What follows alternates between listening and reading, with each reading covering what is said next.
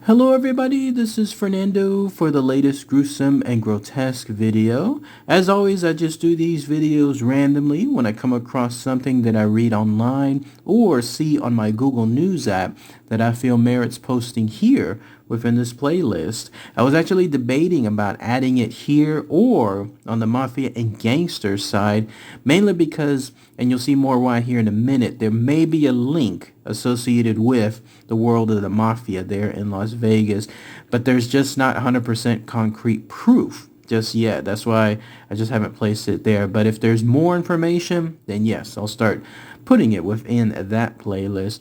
But in this case, the news is this. There's not just one, but two sets of human remains, gruesome human remains, that have now been found at Lake Mead. It's one of the largest, it's basically the largest reservoir there in Nevada. And it pretty much cements the notion, something that people have been thinking for a while, for years, that this location, this lake, was essentially the final resting place for many solutions to some of the problems there in Las Vegas. So let's go ahead and let's talk about that here. I'll present the information that at least has been gathered as of now. And then once again, you'll see why it could potentially be linked to the world of the Mafia. So here's essentially what's happened. Lake Mead is again the largest reservoir there in Nevada. I've been there before, just once. I took a tour there one time, and in fact, you're seeing some of the pictures there from that tour as well. Beautiful looking lake. It's the lake that people go to there in Las Vegas and some of the surrounding areas whenever they have their boats there, or they just go there just to relax, just to essentially be around, I guess, that beach area. And when I went there, it was a little bit cold at the time. But otherwise, I'm sure that when it's in this hot summer, perfect destination to be able to enjoy the beautiful water that's there. The most telltale sign, though, that you see there is the Bathtub Ring, as it's called. That's essentially the dwindling level of water that the lake has. And it's because of usage, water usage. The more people that have moved there to Nevada, more the water that's being used there. This was a man-made lake, by the way. This was created quite a while back. I think it was in the early 1900s or so, like 1930s, somewhere around there. And when that happened, it was full at the time. In fact, it was considered full of about 2,000 feet above sea level. Well, ever since then, and especially going into like the 90s or so, when people first started moving in abundance over to Nevada, that's when it started dwindling more and more. And once that happened, that's where you see this bathtub ring. And as of now, it's still at its lowest level yet, 1,052 feet just above sea level. And so it goes to show that this has definitely gone down over 100 plus feet. I don't think these pictures showcase the size of that bathtub ring. If you truly were there like I was, you could see that it's multiple stories tall. And that, imagine that's all that water that's essentially being gone. It's being gone, and it hasn't been replaced, both of usage and then also just because of there's not too much rain that happens out there, and there's been less rain over the years as well. Well, this low water level not only has exposed this bathtub ring, not only has it exposed also some of the water intake valves that were built there since who knows how far back, I think since the 1970s or so, but it's also exposing some of the final answers that people have had to the problems there in Las Vegas. And when I say answers, I mean pretty much just straight up execution and then dumping people there in the water itself. Back then, whenever that was being done, who knows if it's even being done now, the water was so much higher that where they were dumped or where they were placed, they figured whoever they were, that nobody was ever going to find that particular stuff. But yes, now that the water has been going down more and more, that's when these two human remains were found. One was just found just a couple, like maybe a week or 2 weeks ago in early, like May 1st or so. It was a set of human remains found in a barrel of drum. And one could think and imagine that the way it worked, it was almost like straight out of the movies.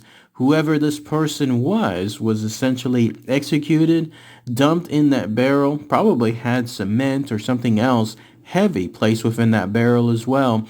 That way it would just basically plunge to the bottom, and then that was it. That was the gruesome end to their life right then and there. And then the going theory now is, once this body was found after all these years, it was theorized it was in the mid-70s or early 80s that these remains were essentially executed. If you're wondering how does that happen? How do people figure that stuff out?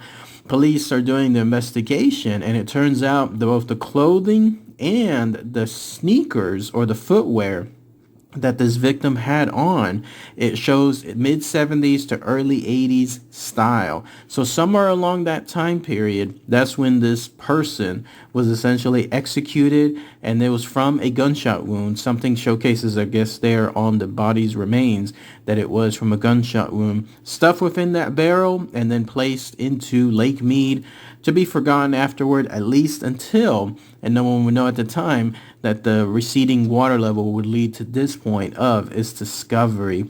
Crazy stuff, right? Gruesome ending too when it comes to that. You would imagine it just being in the movies, but nope, it really did happen to this person. And then the next body has now been discovered. There's a second body just the other day that was discovered there. This time it was from a set of, I think they were either tourists or people that were there visiting just the location, like locals.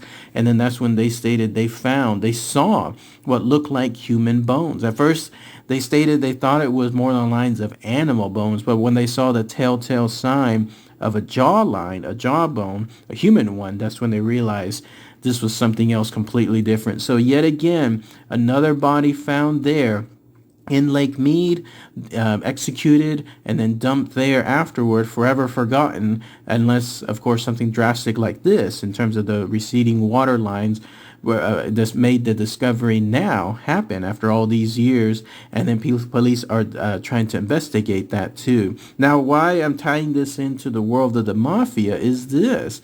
Those of you that follow any history associated with the mafia in Las Vegas know that there in Las Vegas, there was a set of good number of years where the mafia took control of many of the gaming aspects there. I mean, the movie Casino just beautifully highlighted it. And during that time period, they were there known for creating such great, entertainment, gambling experiences, the food, the shows, anything that anyone would want there when it comes to being entertained. But if you cross the mafia there, that's where things could get obviously really, really bad. The movie again showcases several of those situations. That's where people were basically executed out in the desert, and then their bodies dumped through an endless sea of opportunities. I mention that too because as you're seeing in some of these pictures here, and as I've taken other tours in and around Las Vegas, there is just so much endless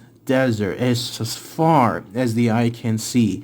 I mean, you can literally look from point A to point B, horizon to horizon, and it will just be one long stretch of desert. Any one of those spots there, you could have somebody that is essentially buried underneath that spot, and you would have no clue, no answer as to somebody was there buried who knows how far back, because there would be no way to discover unless you just happen to be very, very lucky and then find during an investigation those exact spots. The movie Casino highlighted it there too. There's that prominent scene where De Niro's character is essentially out there in the desert, and he's talking about that. He's realizing how there's so much dead bodies that are out there in the Las Vegas desert, and it harkens back to this idea as far as Lake Mead, because if the mafia was using at that time the desert to take care of a lot of their quote-unquote problems, they could easily have done so with Lake Mead. This would have been back in the 50s, back in the 60s,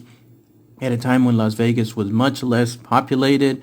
Lake Mead was still there, but it would have a lot less people going there. So a quick trip, let's say at night on a boat or somewhere else, dumping a body out there, and there would be no chance of discovery, and the persons that did this will be long gone, obviously after the body is dumped. So if that body was done during that time period, it would have been just perfectly hidden for all this time period, at least until the receding lines discovered it. So, in other words, long story short, if the Las Vegas Mafia could do this out there in the desert, there's very little hesitance for them to do it also in Lake Mead, which would make it even difficult to try to find a body unless a miracle like this happens where the receding water line starts making these discoveries found. But yes, that's at least my theory and my link to it, and I think it's probable we'll know more once the identity of this gunshot wound person, the one from the first body discovered in the barrel,